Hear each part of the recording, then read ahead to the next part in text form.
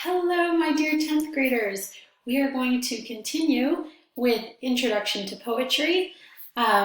So here we go. We finished last time talking about the first half of the poem and all the things that the poet wants the reader to do. We talked about how he wants us to listen to the poem, talking about the ear against a hive. We talked about the sense of touch, the sense of sight, the sense of hearing, all that imagery that the author uses to get us to understand that the poet just wants us to enjoy the poem, such as water skiing across the surface of a poem. That's beautiful imagery of just enjoying the poem and not worrying so much about what it means.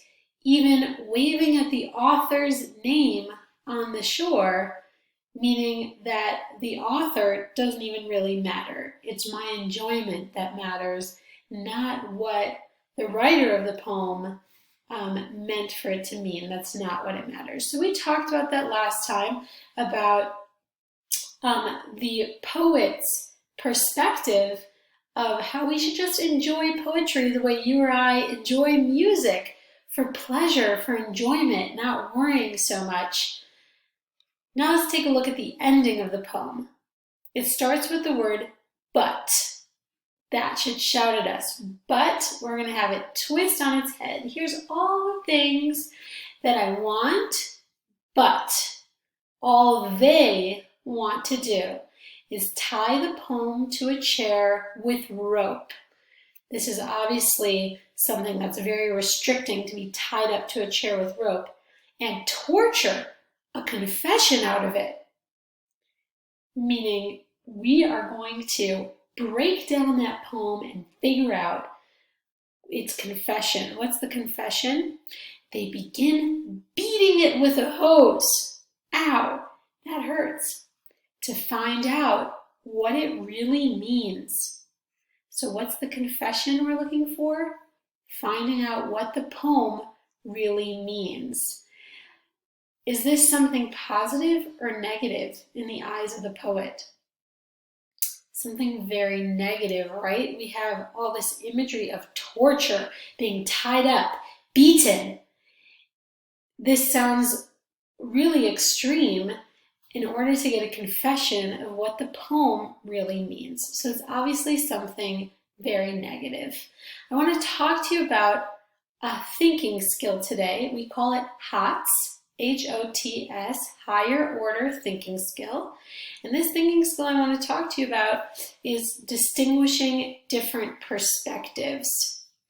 Let's break that down. Again, HOTS is higher order thinking skill. It's spelled like this, higher order thinking skill. And we're going to go through different thinking skills, which throughout the literature that we do, this is the first one we're going to use. It's called Distinguishing Different Perspectives. If you have a notebook out, I highly recommend that you write this down.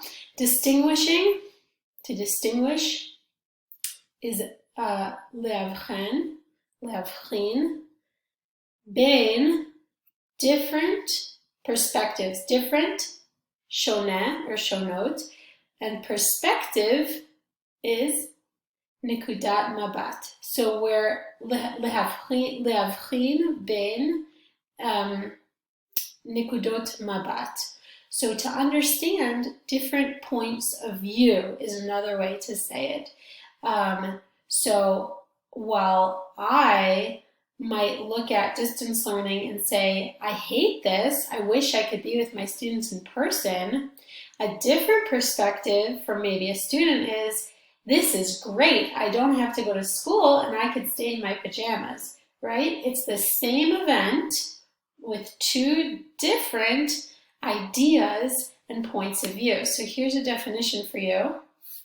Distinguishing different perspectives is a thinking skill that allows you to see how different people see something. And that something can be an event, a person, an object. So in this poem, we have two different perspectives about poetry.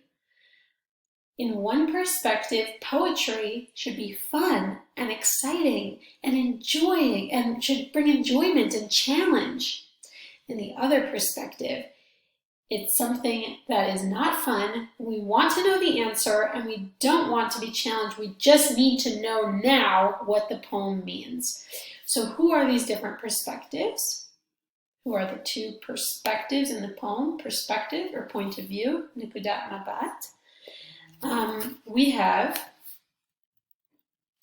I and they. Take a look at the poem again. I'm holding this as we're reading, and you could take a look too. At the beginning of the poem, it talks all about I ask them to take a poem. I say drop a mouse into a poem. I want them to water ski. But all they want to do, they begin beating it with a hose.